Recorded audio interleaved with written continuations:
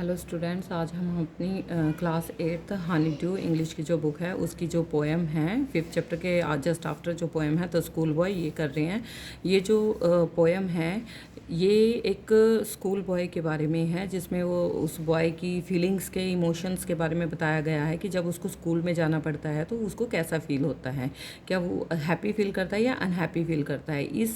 इस पोएम में जो बच्चा दिखाया गया है उसको बिल्कुल भी अच्छा नहीं लगता स्कूल जाना। ठीक है, तो अभी हम रीड आउट कर रहे हैं इसको। The school boy in the poem is not a happy child. जो स्कूल बॉय था इस पोएम में वो खुश नहीं था। वट मेक हिम अनहैप्पी, और ये अनहैप्पी क्यों था।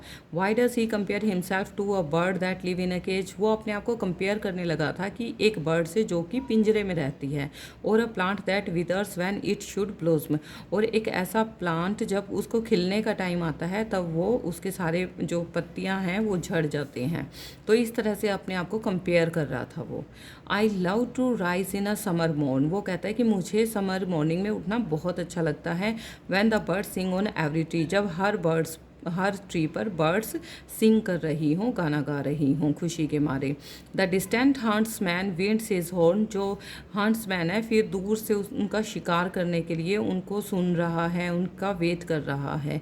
And the skylark sing with me, और वो सिर्फ वेट करता रहता है, मतलब और जो स्काईलार्क है लेकिन वो मेरे साथ गाना गाती है। ठीक है, मतलब वो दोनों इकट्ठा गाना गाते हैं। जैसे बर्ड बोलती है फिर उसके बाद ये बोलने लग जाता है, तो इसको बहुत अच्छा लगता है ये सब।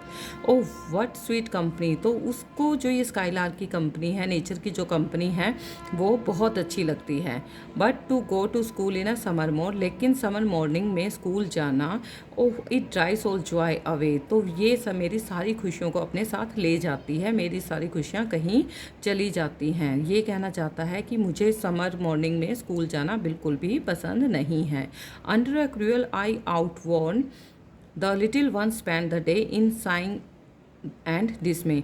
ये कहता है कि छोटे बच्चे जो होते हैं ये अपना सारा समय किस चीज़ में बिताना चाहते हैं। अंडर अ क्रूअल आई आउटवर्न, वो कहता है वो क्रूल आई का मतलब है कि जो प्रिंसिपल हैं या टीचर हैं उनके लिए ये वर्ड यूज़ किया गया है कि उन क्रूअल आइज़ के अंदर, ठीक है, उनकी निगरानी में हमें रहना पड़ता है। The little ones spend the day, और सारा दिन हम उन्हीं की निगरानी में रहते हैं। इन साइंग एंड डिसमे, और हम बिल्कुल डरे हुए और सैड रहते हैं सारा दिन। ठीक है, ah then at times I drooping sit, और कई बार तो मैं वहाँ झुका हुआ अपना सिर झुकाकर बैठ जाता हूँ। And spend many an anxious hour, और मेरे बहुत ज़्यादा आवर्स जो हैं वो टेंशन में जाते हैं। Nor in my book can I take delight, मैं अपनी बुक में देखना पसंद नहीं करता या मैं अपनी बुक्स को रीड करना पसंद नहीं करता।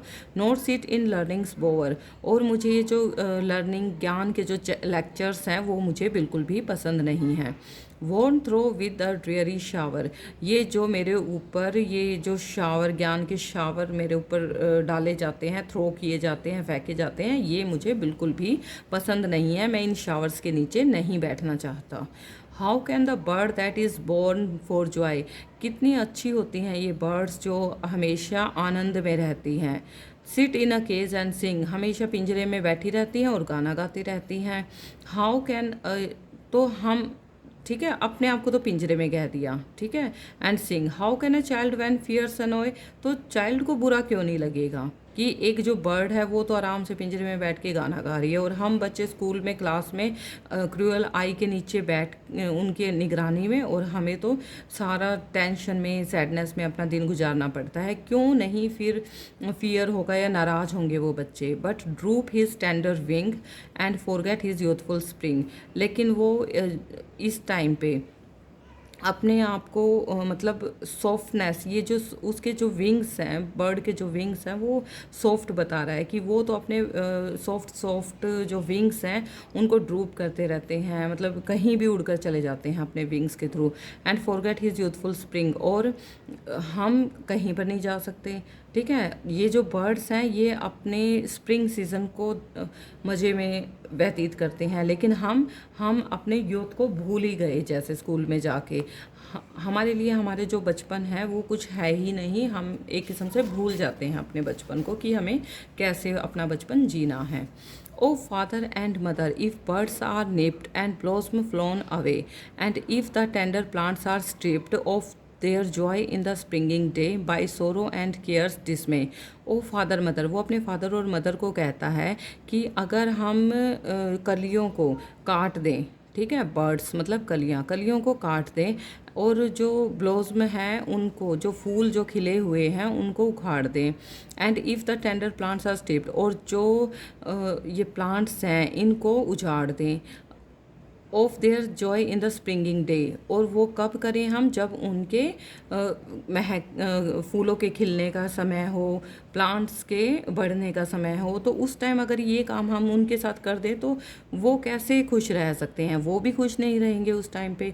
बाय सोरो एंड केयर्स, जिसमें वो भी दुखी हो जाएंगे और उदास हो जाएंगे हमारे जैसे, और हमारे साथ भी ऐसा ही होता है। How shell the summer arise in joy, किस तरह से जो समर में मॉर्निंग होती है हम खुशी से उठते हैं, और द समर फ्रूट्स अपीयर, और हमें जो समर के फ्रूट्स हम देखते हैं तो हमें कितना अच्छा लगता है वो फ्रूट्स देखकर, वो प्लांट्स देखकर, बर्ड्स देखकर। तो ऐसा ही हमें भी होना चाहिए, हमारी खुशियों को भी नहीं दबाना चाहिए, जिस तरह से फूलों की खुशियों को नहीं दबाया जाता, प्लांट्स की खुशियों को नहीं दबाया जाता, उनको स्प्रिंगिंग डे में खिलने दिया जाता है, ऐसे ही हमें भी हमारी समर मॉर्निंग्स में खिलने दिया जाए, हमें स्कूल ना भेजा जाए। तो ये हमारा जो पोएम थी ये हमारी कंप्लीट हो चुकी है। अब इसके जो क्वेश्चन आंसर हैं, टेक्सचुअल क्वेश्चन आंसर हैं, वो हम करते हैं इसी वीडियो में मैं करवा देती हूँ। जो हमारा फर्स्ट क्वेश्चन है वो है फाइंड 3 और 4 words phrases in stanza 1 that reflect the child's happiness and joy. Third और फोर्थ 3 और 4 वर्ड्स या फ्रेजेस हमें बताने हैं जो स्टैंजा 1 में रिफ्लेक्ट करते हैं चाइल्ड की हैप्पीनेस और जॉय को। The words phrases that reflect the child's happiness are the song of birds. पहली जो जॉय है या हैप्पीनेस है वो मिलती है बच्चे को बर्ड्स के सिंगिंग से, एंड द स्काई लार्क से, जब उसके साथ गाना गाता है, बर्ड्स के साथ गाना गाता है, and the sound of hunters horn, Hunter जब हॉर्न बजाता है उसकी आवाज़ से भी उसको खुशी मिलती है। इन stanza 2 the mood changes which words phrases reflect the changed mood. किस स्टैंजा 2 में जब उसका मूड चेंज हो जाता है वो मूड कैसे रिफ्लेक्ट होता है, कैसे पता चलता है। The words phrases reflecting the child's mood are drives all joy away, सारे जो हमारी खुशियाँ हैं वो दूर चली जाती हैं। क्रूअल आई आउट वॉर्न करती हैं हमें। साई में एंड डिस में हम रहते हैं उदास और हम नाराज से रहते हैं। A cruel eye outworn refers to the classroom which is shabby noisy, the lessons which difficult,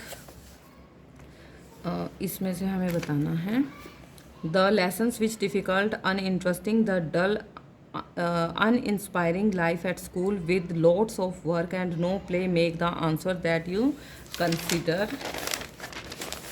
right। तो इसका आंसर जो है वो थर्ड वाला रहेगा, the dull uninspiring life at school with lots of work and no play, nor sit in learning's power worn through with the dreary shower। which of the following is a close paraphrase of the lines above। In lines का हमें paraphrase बताना है, कौन सा सबसे close है। Nor can I sit in the roofless classroom when it is raining, nor can I learn anything at school though teachers go on lecturing and explaining, nor can I sit in the school garden for fear of getting wet in the rain. तो इसमें से कौन सा है answer, nor can I learn anything at school through teachers go on lecturing and explaining. मतलब हमें कुछ नहीं सीखता वहाँ पर जब टीचर्स हमें लेक्चर दे रही होती है या कुछ एक्सप्लेन कर रही होती है। तो all these questions are finished of this poem. I hope कि आपको बहुत अच्छे से समझ में आई होगी, एक्सप्लेनेशन जो है वो आपको क्लियर होगी कि इस पोएम में क्या कहा जा रहा है। तो प्लीज़ अगर स्टूडेंट्स आपको अच्छे से समझ में आ रहा है तो और भी मेरे चैनल को लाइक शेयर एंड सब्सक्राइब ज़रूर करना। Thank you.